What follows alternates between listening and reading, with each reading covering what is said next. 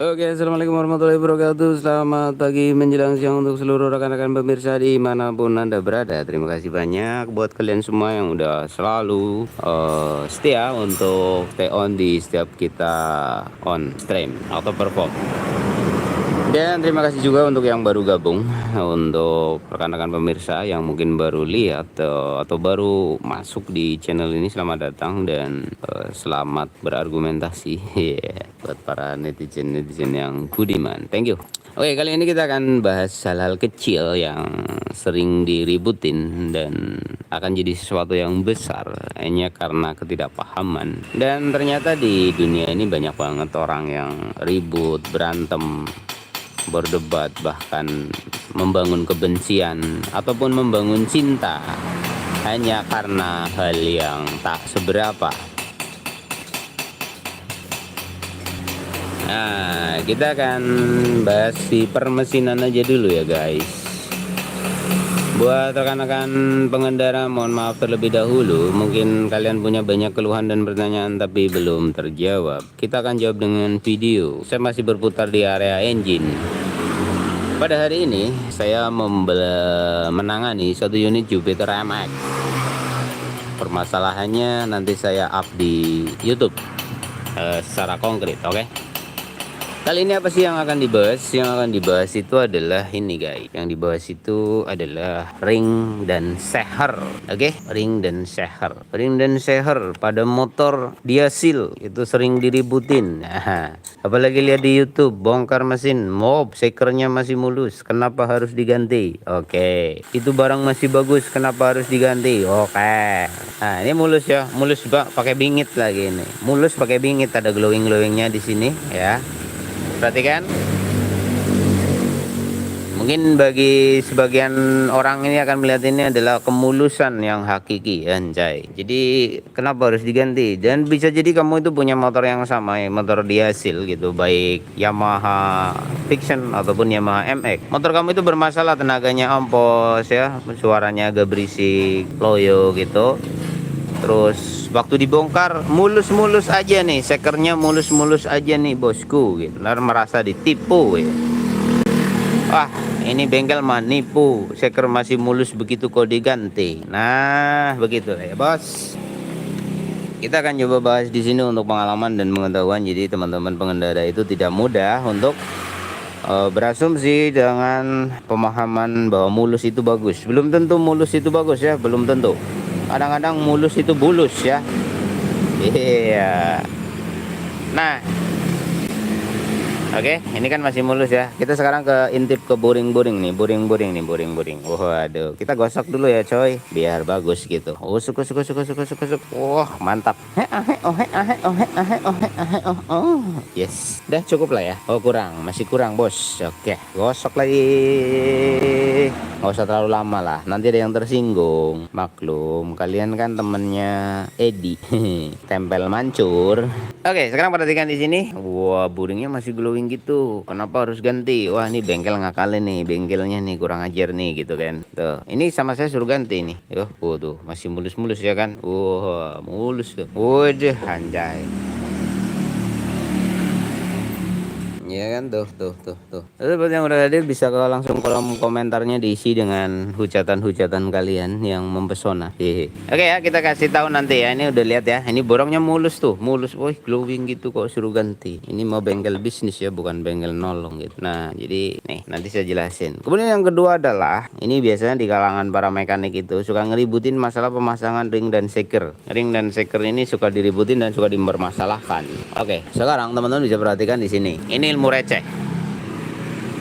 Kenapa? Di sini celahnya lebar, di sini celahnya lebih kecil. Perhatikan. Kalian ngeh nggak sih? Ngomong-ngomong kalian sekolah diajari kayak gini nggak sih? Kalau saya mah nggak sekolah. Oke. Nih. Berarti nih. Nah, nih. Kok ini yang atas meregangnya lebih lebar? Ini motor dari pabrik ya. Motor dari baru, belum pernah bongkar. Ini baru kali pertama dibongkar ya, coy. Baru kali pertama dibongkar ya, coy. Ya, oke. Kenapa yang bagian sini, yang bagian atas itu dia lebih lebar sementara yang bagian bawah enggak, atau lebih sempit? Wah, kenapa bisa kayak gini? Apakah beda potongannya, beda ukurannya, atau kayak gimana? Nah, oke, ini saya coba jelasin ilmu nggak sekolah nih. Jadi ring pertama itu adalah ring kompresi. Nah, ring kompresi ini terbuat dari bahan logam yang lebih fleksibel dibanding dengan ring yang kedua. Ring yang kedua itu lebih kuat, lebih kaku ya, tingkat kepadatannya lebih tinggi. Kok dibikin beda? Iya, beda. Terus berikutnya, nilai kekuatan ketajamannya ya, sudut ketajamannya itu tidak lebih tajam dari yang ring 2. Kok bisa kayak gitu? Nah, penjelasannya gini. Ring pertama itu memang dibuat dari bahan yang tidak baja seperti pada ring kedua, karena dia memiliki titik tumpu pada pergerakan poros intinya, di mana dia menggunakan sistem kinerja poros engkol. Poros engkol tumpuan berdiri pada salah satu sisi pada bulatan. Dia harus melakukan gerakan bolak-balik atau dalam rotasi putar tersebut akan terjadi titik tarik, di mana akan membuat si piston itu mengalami gerak seperti ini, tek tek ya, tek tek tek tek, tapi sangat sedikit ya. Ketika dia maju TMA dia akan gini, tek, turun TMB, tek. Kalau TMB ada gerakan kayak gininya, ada. Karena apa? Yang buat dia maju dan mundur itu adalah sebuah bentuk poros engkol bulat. Jadi di mana dia akan mengalami titik tarik balik. Nah, gaya dorong dengan gaya tarik itu berbeda. Ketika mendorong dia akan dominan seperti ini, ketika menarik dia akan dominan seperti ini. Kalau dilihat dengan gambaran gampang, tapi sangat sedikit. Misal, set, ya dia misalnya dorong kayak gini, set, baliknya kayak gini. Jadi ada gerak seperti ini sejatinya. Cuma nggak kelihatan, jadi kelihatannya kayak gini sama mata kita, oke? Nah, demi keamanan pada titik gerak, di mana dia akan terjadi pada TMA, dia akan ada titik tekan yang berubah, ya. Jadi tekanan sisi atas pindah ke sisi bawah. Nah, maka ring pertama tidak boleh terlalu kuat sebagaimana ring kedua, agar buringnya tidak mengalami kantong ekstrim atau tergerusnya buring pada sisi tertentu pada TMA ataupun TMB pada sebuah unit mesin. Jika ring ini berbahan tajam dan sangat solid, kuat, sebagaimana pada ring 2, tentu akan menciptakan titik tekan terkonsentrasi pada gaya dorong TMA dan TMB. Ya, susah kan kalau dijelasin pakai bahasa detail, bikin pusing lah. Ya kayak gitulah intinya. Nah, yang jadi masalah di sini atau yang sering diributin sama para pengguna atau para mekanik adalah soal pasang ring. Karena hal ini adalah tugas dan hal yang paling sering dilakukan sama para mekanik. Lalu mereka akan meributkan masalah. Kita bongkar dulu satu bledek, kita copot. Nah, ini ring dari pabriknya ya. Tuh, kalau kalian dengar omongan saya itu ragu, kadang-kadang kan lah, siapa sibuk, kenapa harus denger? Oke, saya kasih lihat nih. Ini dari pabrik ya. Nih ya, perhatikan nih ya. Ini ring 1, satu. Saya taruh sini ya. Lalu kita bongkar lagi ring 2. Nah, cara bongkarnya hati-hati, yang ini gampang patah ya bos, seperti hatimu. Nah, tuh kayak gini aja, nggak apa-apa, tarik putar ceklek. Nah, ini ring 2, tuh perhatikan, saya taruh sini ya. Oke, kalau ring oli saya diamin dulu di sini, nggak apa-apa. Sekarang kalian udah perhatikan, ini ring 1, ini ring 2. Kita ambil ring 1, set. Ini ring 1, kita ambil ring 2, set. Nah, di sini teman-teman bisa melihat perbedaan. Perbedaannya jelas bahwa ring 2 lebih lebar daripada ring 1 untuk penopang sisinya. Ya, ring 1 lebih kecil diameter intinya atau kelebaran daripada baja ringnya. Ya, kelihatan ya. Nah, ini yang sering jadi persoalan. Ada mekanik yang ngotot kalau ini adalah ring kompresi 1, sedangkan ini adalah ring kompresi 2. Itu keliru bos, keliru bos. Lah, ini saya kasih contoh. Ini bongkaran dari pabrik, karena motor ini belum pernah dibongkar sejak beli. Sebenarnya saya tidak perlu melakukan itu, tetapi netizen itu kadang kalau dikasih tahu merasa yang ngasih tahu si Bun itu nggak bener gitu. Jadi saya kasih lihat tuh. Kalau dari dulu saya udah bilang, ini tuh ring kompresi 1, sedangkan ini tuh ring kompresi 2. Apa perbedaannya?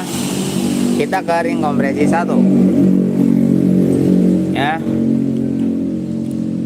Ring kompresi 1 bagian dalamnya itu memiliki sudut miringnya di sini. Jadi ada profilannya gitu lah ya, gampangnya ya. Tidak tajam di tangan diginiin, nggak tajam. Kemudian di sisi luarnya itu juga ada titik miringnya di samping-sampingnya. Perhatikan kalau kita gunakan media, ini di sini ada sudut tumpulnya, jadi tidak dibikin tajam. Memang di profil di sini untuk tidak tajam. Nah ini sudutnya, oke.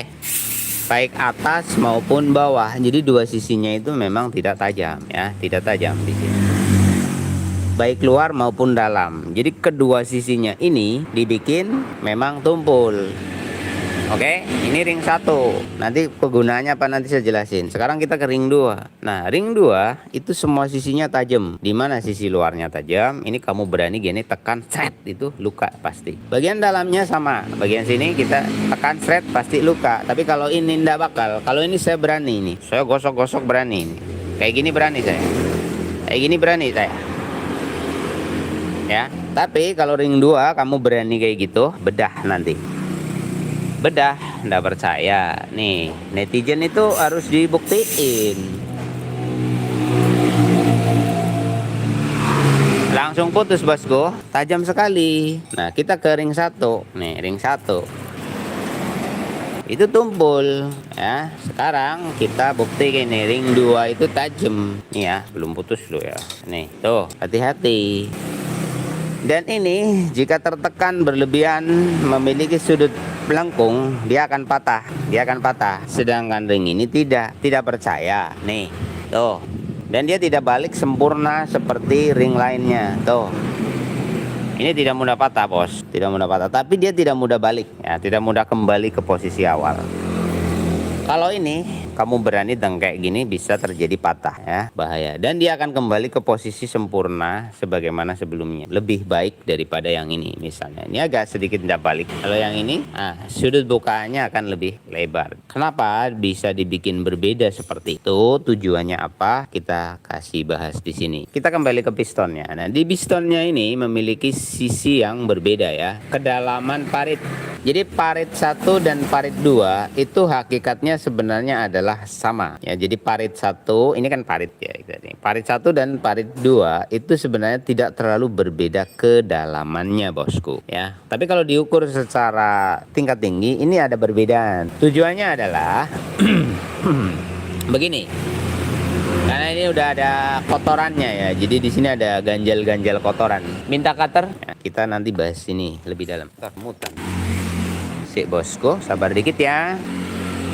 Nah, kita bahas lagi di sini. Parit 1 dengan parit 2 itu sebenarnya selisihnya sangat sedikit.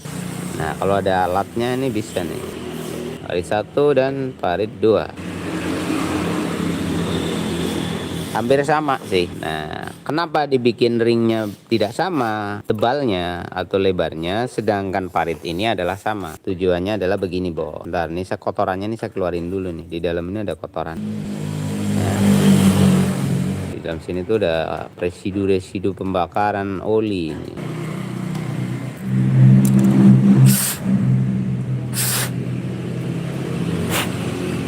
Nah, kita bantu kembali jelaskan ke teman-teman.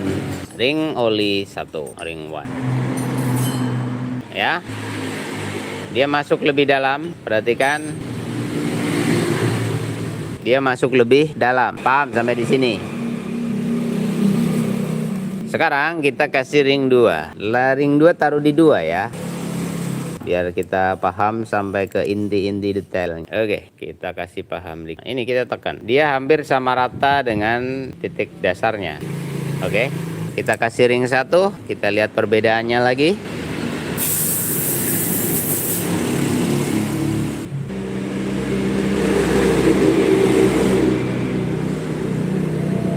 Ini ada kotorannya.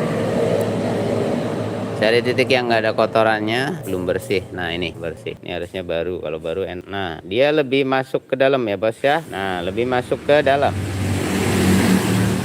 Nah ini bisa dilihat di sini, lebih masuk ke dalam.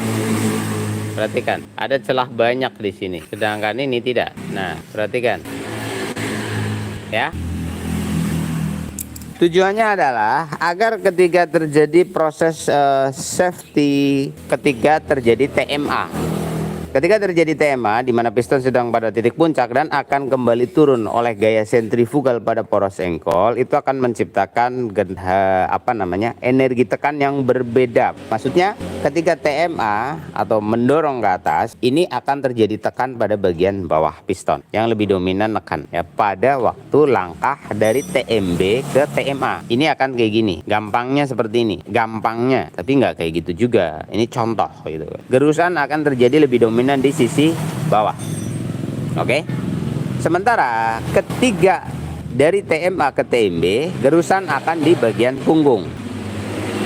Jadi piston itu ketarik sama kedorong. Jadi kalau dorong kayak gini, kalau ketarik kayak gini. Dorong, tarik, dorong, tarik. Nah, karena dia berada di dalam tabung silinder atau buring, maka dia harus ada celah untuk gerak tadi. Gerak perubahan titik tekan antara gaya dorong dengan gaya tarik. Jadi mesin itu pada poros engkolnya menciptakan gaya dorong melalui energi sentrifugal mesin pembakaran dan menciptakan gaya tarik efek dari langkah sentrifugal itu sendiri. Ingat ya, ini motor poros engkol. Remember that. Jadi di sini akan terjadi gerak seperti ini, bos. Tak tak tak tak, sejatinya kayak gitu.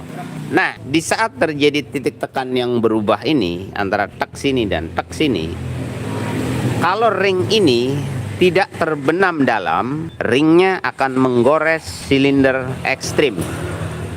Sehingga akan terjadi cekung pada kedua sisi antara titik atas dan titik bawah pada silinder, pada nilai sudut pandang mesin. Atas bawahnya di mana? Atas bawahnya di sini dan di sini. Ini di atas, ini di bawah. Kita perhatikan di sini. Si piston akan bergerak maju, kan kayak gini. Maju dia ketekannya di gini. Mundurnya kayak gini, di maju. Ini aslinya kayak gitu, cuma kecil. Saking cepatnya sehingga gerakan ini nggak bisa dilihat sama sekali. Nah, jika ring depannya ini keliru ya bosku, ring 2 ditaruh di ring 1, itu di sini akan cepet ngantong, bos. Jadi akan jadi luka dominan. Karena apa? Bajanya lebih lebar sehingga titik fleksibilitasnya ini ketika terjadi gerak kayak gini, si ring ini tidak menyesuaikan diri. Ya, ringnya tidak menyesuaikan diri dan akhirnya akan lebih cepat rusak. Ya, apalagi ring yang tajam. Tadi ring 2 tajam. Kalau taruh di depan ngeri, bos. Ngeruk sama di hasilnya kayak apa? Ini aluminium. Oke, sekalipun besi juga sama. Digesek tiap hari, lama-lama lecet, bos. Jangankan besi sama besi, logam sama logam, daging sama daging, digesek terus tiap hari, perih, bos. Ya, bisa lecet, bos. Apalagi kamu suka geber, nggak pakai perasaan, ya kan? Nah, begitu permasalahannya. Maka ring ini dirancang oleh para ahlinya sedemikian rupa, memahami akan adanya sebuah gerakan. Gerakan mesin itu gayanya Pak sentrifugal. Lalu energi pertamanya dari mana? Energi bakar. Tenaga ledak bakar tadi akan menciptakan gaya dorong. Gaya dorong ini hanya akan menciptakan satu langkah dorong. Maka dibikinlah bandul alias poros engkol agar tercipta gaya sentrifugal dan akan menciptakan 3 gaya berikutnya.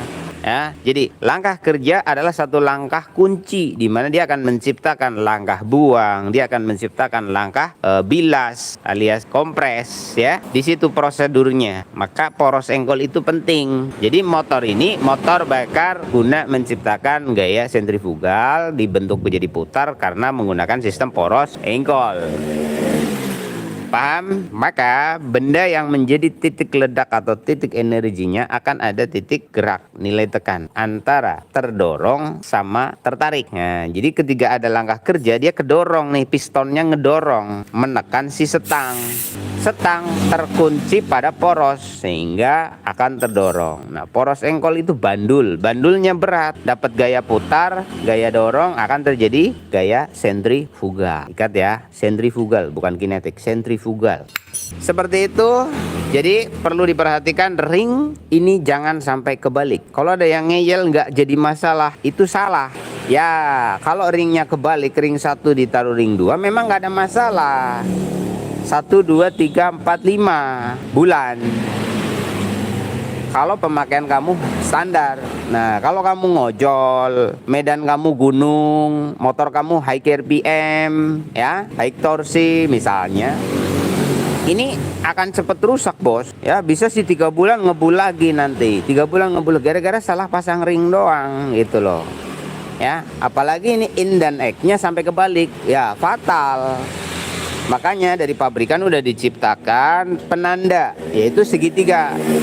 Nah ini segitiga ini selalu menghadap ke X, ya. Segitiga ini selalu menghadap ke X. Tapi banyak mekanik yang suka ngotot menggunakan conventional technical method. Maksudnya apa? Dia menggunakan konsep ilmu kendaraan lama, di mana coakan yang lebih gede itu adalah in, coakan yang lebih kecil itu adalah X.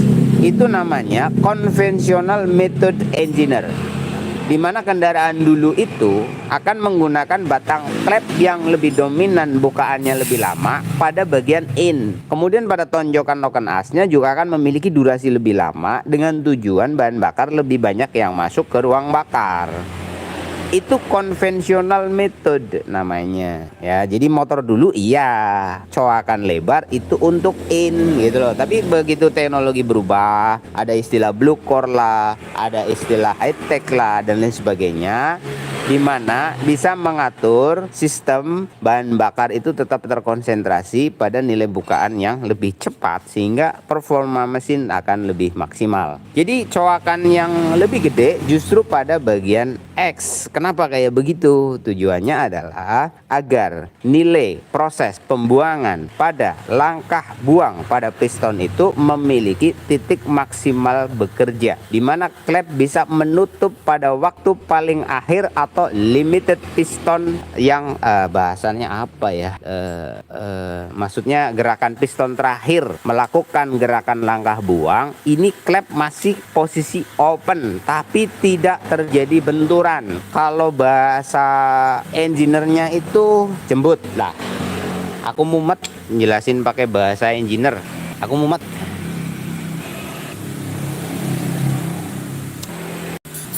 Ya kayak gitu ya. Kalau tema mah bahasa Indonesia bos. Ya begitulah ya intinya, poinnya seperti itu. Akan terjadi buangannya bersih. Nah dikasih tanda. Ini selalu ke X. Tanda panah selalu ke lubang knalpot ya. Jadi jangan kebalik. Karena masih banyak kasus mekanik yang ngandelin coakan. Jadi kalau coakannya gede itu in. Nah pada Yamaha itu nggak berlaku. Pada Suzuki tidak berlaku. Pada Honda masih ada yang kayak gitu. Nah, oke, sudah bisa dimengerti dan dipahami di sini teman-teman ya. Lah, kenapa motor makin ke sini pistonnya makin pendek? Kenapa motor makin ke sini pistonnya makin pendek? Motor zaman dulu pistonnya panjang-panjang. Perbedaannya adalah motor sekarang itu dibikin motor efisien. Motor itu ada 3. Ada torsi, efisien, dan speed. Nah, karakteristik engine yang ada pada pasaran umum itu adalah motor torsi, efisien, dan speed. Nah motor torsi itu untuk perform nanjak. Motor efisien itu motor kalian buat ngojek, buat berangkat kerja, itu motor efisien. Lah motor speed itu motor yang buat kebut-kebutan. Itu akan memiliki karakteristik yang berbeda pada langkahnya ya, pada langkahnya. Langkahnya dibikin panjang pendek gitu. Lah terus apa hubungannya sama piston? Yes, jadi motor dengan piston pendek itu adalah karakteristik motor dengan speed ya. Tujuannya agar terjadi pada kasus tadi waktu saya jelasin, di mana mesin bakar itu bekerja berdasarkan gaya bakar menciptakan energi dan menimbulkan gaya sentrifugal pada poros sengkol. Maka akan terjadi titik ini, gerak ini, tak. Nah, jika pistonnya panjang, maka celah rumah si seker ini harus longgar agar tidak terjadi gesekan yang lebih banyak. Ingat, semakin panjang bodi piston, akan semakin banyak gesekan tercipta. Sedangkan kecepatan itu butuh gesekan yang minim ya. Gesekannya minim, berbeda dengan bercinta ya. Cepet tapi gesekannya minim, nggak enak, alias ngeblong. Nggak percaya? Coba gini. Nah, kan semakin menggesek semakin enak. Itu bercinta bos. Tapi kalau motor semakin minim gesekan makin yahut. Nah, tapi kalau nggak gesek gara-gara lobok nggak enak bos. Karena apa? Ngeblong. Kalau ngeblong pasti nggak enak. Nggak motor, nggak apa aja. Bisa dimengerti? Udah dulu, Bos. Oke ya, sudah bisa dipahami semakin pendek piston itu akan meminimalisir gesekan, terutama pada waktu TMA dan TMB, sehingga motor bisa dipaksa dalam tingkat kepresisian yang sempurna. Berbeda dengan motor dengan berdimensi piston panjang, itu butuh kelonggaran karena titik gerak gininya juga akan mempengaruhi. Pada waktu langkah kerja dia akan mengalami gesekan lebih dominan berat karena dia akan ada kayak gini. Maka sebelah sini harus lebar. Kan gini. Set, set, set, set. Nah, maka semakin panjang akan semakin lemah performanya. Mesin cepat panas, oli harus memiliki vikositas yang sangat tinggi. Sedangkan dengan seperti ini, maka bisa menggunakan oli yang tingkat peredarannya lebih cepat atau lebih encer, sehingga akan membuat mesin itu lebih ringan. Motor zaman dulu olinya oli kental semua, berat, di mesin juga jadi berat. Nah, pakailah piston pendek akhirnya. Tapi harus semuanya mendukung ya, tidak boleh asal motor piston panjang diganti piston pendek tanpa ada pengukuran tambahan atau perubahan posisi kedudukan poros inti dengan poros TMA-nya. Maka ada istilah blue core. Nah, pada teknologi blue core itu memiliki perubahan sudut sentrik antara gerak si piston dengan titik inti poros engkol. Jadi dia lebih naik beberapa derajat dibanding motor konvensional. Tujuannya adalah untuk mengurangi luka gesek pada langkah kerja. Nah, teman-teman bisa perhatikan, motor yang menggunakan teknologi blue core itu biasanya tidak memiliki luka dominan di bagian piston. Ya, karena langkah kerja itu satu kali, tapi dampak dari langkah kerja ini menciptakan 3 kali gerakan lainnya. Nah, bagaimana satu pembakaran ini akan mampu menciptakan gaya putar lebih tinggi dibanding metode konvensional, karena dia harus bekerja 3 kali lebih banyak dibanding 1 kali gaya tenaga kerja tadi. Jadi untuk meracik kendaraan itu tentu butuh pemikiran panjang dan tidak asal-asalan. Main ganti piston aja gambot-gambotan, main karbu aja gede-gedean, main ganti setang seker aja tanpa adanya perumusan yang lebih matang. Makanya banyak motor modifikasian itu akan terjadi hal-hal yang dikorbankan. Contoh, engkol jadi berat, mesin mantul-mantul, di engkol kaki kena timpuk sama engkol. Ya karena gitu, maksa gede tapi tidak memikirkan keamanan dan kenyamanan berkendara. Tapi jadi tren di Indonesia, serek buek namanya. Oke, sudah bisa dimengerti dan dipahami di sini untuk teman-teman pada beberapa ilmu receh yang sering jadi bahan peributan dan perdebatan di dunia permekanikan atau di lain-lain. Terus perbedaan-perbedaan lain banyak pada motor dihasil dengan motor konvensional blok logam besi. Kita bahas yang ini dulu, nanti untuk yang lain kita bahas di video yang lain. Oke, cukup ya untuk bagian receh tentang shaker dan ring shakernya, bosku. Thank you. Nah, kita sekarang akan bahas pamungkas dari persoalannya adalah kenapa barang mulus begitu kok suruh diganti. Ini Mas Bun ini ngaco ini, gitu misalnya ya. Mas Bun ngaco nih. Barang mulus kayak gini kok suruh diganti. Gini bos, penjelasannya bos. Jangan terjebak pada mulusnya. Ya, mulus itu belum tentu Yahud. Ya, mulus belum tentu Yahud. Kita lepas ring lagi, oke? Kita lepas ring. Dua-duanya. Oke, kita kasih lihat nih, kasih lihat. Lihat. Nah, ntar ya, kita kasih lihat nih. Ini ring oil namanya, ring sapu. Kita copot juga. Ini terdiri dari 3 lapis. Yaitu 2 penjepit ring cacing. Ini bertugas untuk menyapu dan juga melumasi silinder secara kontinu dari internal engine-nya. Oke, ini kan mulus nih. Kenapa harus diganti? Ntar bang, rokok saya nyungsep. Gosok dulu bang. Oke, ini udah digosok mulus. Sekarang kita gosok yang ini mulus-mulus ya baby. Jangan terlalu lama. Kita nggak kasih spill yang detail dulu. Nih kita masukin pistonnya, in dan X nya. Berarti kayak gini posisinya masuk ya. Seluduk. Oke, seluduk ini mak. Blesek. Abang-abang semua dimanapun anda berada.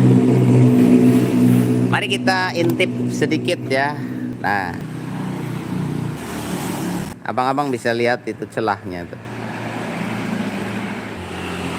Fokus di bagian atas ya. Fokus di bagian atas ya. Nah, tuh bang, sampingnya lebih parah tuh. Tapi emang dari sononya begini. Tapi yang nggak selebar ini ya bos. Ini lebar bang. Tuh, nah. Ya kan? Lebar. Ah, gampangnya gini.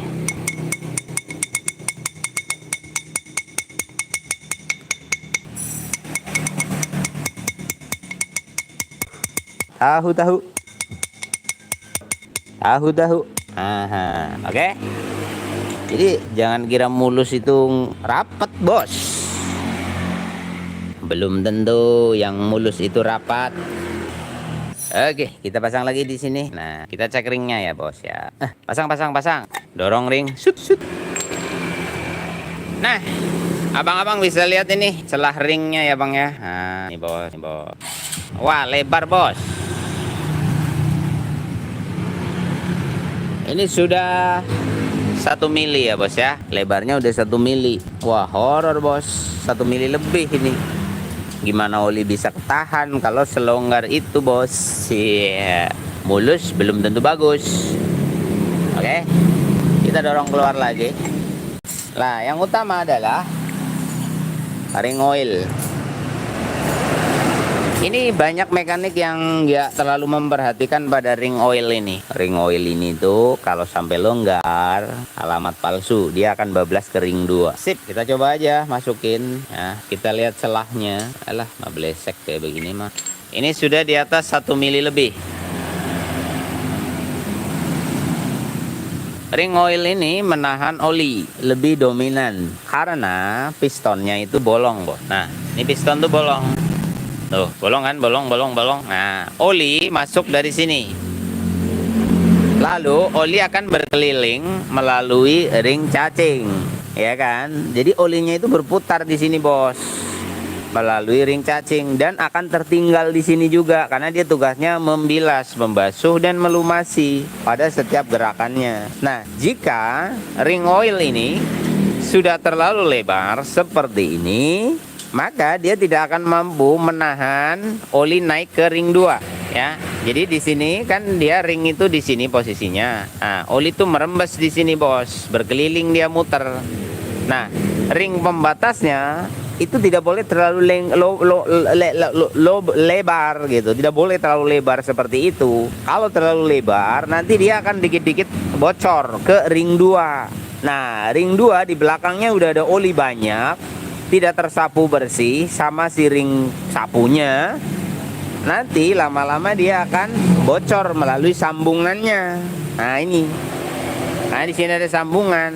Lah, sambungannya ring ini sudah lebar juga. Kalau sudah lebar, ya bocor. Nanti lama-lama dia naik ke permukaan atas. Nah ini sering menipu para mekanik. Ya, menipu para mekanik. Teori tentang ngebul pada waktu pagi itu adalah seker, kemudian ngebul di waktu setelah pakai itu adalah seal clap, bisa jadi kebalik pada motor tipe ini, bos. Karena gini, di mana ring oli ini gagal menahan oli yang bertugas untuk membasuh dinding silinder dan akan mulai berjalan ke ring 1, ke ring 2 lalu ke ring 1. Maka butuh waktu, ada tempo. Nah, tempo ini tidak akan berakibat berefek pada waktu kali pertama hidup. Jadi pertama kali hidup si oli itu masih dalam proses menuju ke atas, yaitu melewati ring oil, lalu ke ring kompresi 2, lalu ke ring kompresi 1. Nah, pada motor Fiction MX atau pada Diasil family, ketika mesin baru dibunyikan mungkin keluar asap, itu fix adanya kebocoran pada ring seker. Oke? Tapi nanti bunyi bentar hilang gitu.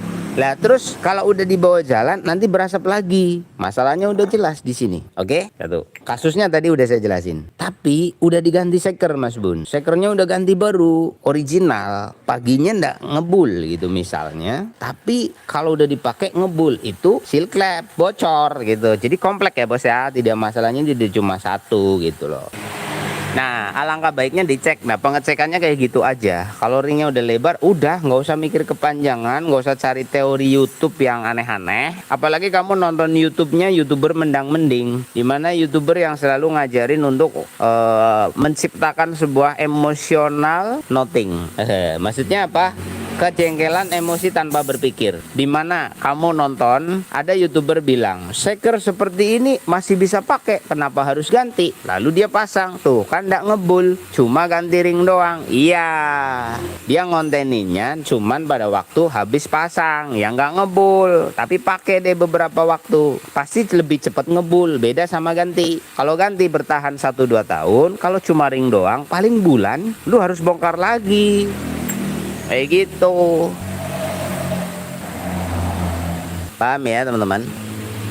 Nah, pada kasus yang sering terjadi adalah beli blok baru, ya, beli blok baru sekitar seminggu berasap lagi. Itu sering, saya juga sering, ya mas ya. Jadi nggak sendirian. Sering blok baru pasang, baru seminggu berasap lagi. Itu namanya cacat produk. Kalau kamu pasangnya udah bener, pasangnya udah oke, tidak ada kebalik-kebalik, tapi kok seminggu ngebul, yang reyenin kamu misalnya,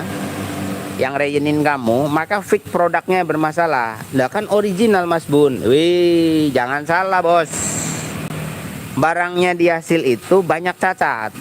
Ya, barangnya di hasil itu banyak original tapi cacat. Hati-hati nih barang-barang beginian. Nah, sekarang di pasaran di hasil itu ada 3 harga. Harga di bawah 1,5 juta, harga di atas 1,5 juta, harga di bawah 1 juta. Jadi originalnya Yamaha itu ada 3 varian masalahnya. Ini yang sering jadi trouble-nya Yamaha sendiri. Jadi partnya kebanyakan varian. Jadi sama-sama original tapi ada 3 item harga. Di bawah 500, di atas 500, dan di bawah 1 juta. Ya namanya produk bos, pasti ada yang super, ada yang after, ada yang afkir, ya, kan gitu. Nah itu semua dijual. Jadi yang afkir kasih harga murah, yang after kasih harga sedang, yang super kasih harga tinggi. Nggak percaya? Saya itu udah ratusan kali ganti buring. Dan saya itu udah ngalami beli buring harga yang ori tapi harganya kayak gitu. Ya ori sama-sama di barang benernya gitu, tapi dipasang berasap.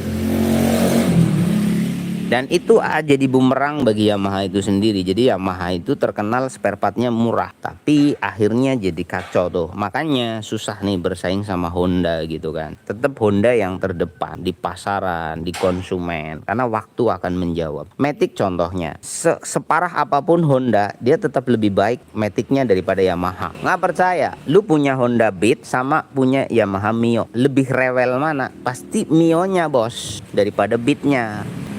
Apalagi motor Yamaha Matic udah bongkar-bongkar mesin, itu nggak bakalan enak lama gitu, gitu. Masalahnya kayak gitu, barangnya bos, partnya itu jangan kacau dia itu gitu loh.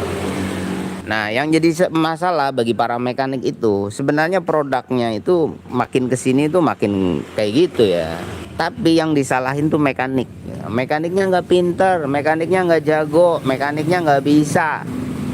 Padahal saya sendiri itu udah ngalami beli buring itu dipasang berasap lagi.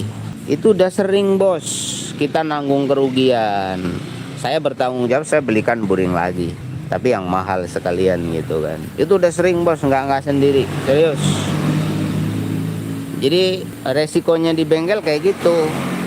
Kita belanja, ya kita siap nanggung resiko bos. Kalau kita beli barang ternyata barangnya agak cacat, ya udah siap-siap rugi gitu. Kalau kita paksa konsumen suruh bayar, ya nggak gitulah. Pasti saya copot lagi. Saya buring-buring baru, tapi bermasalah banyak tuh. Jadi sampah.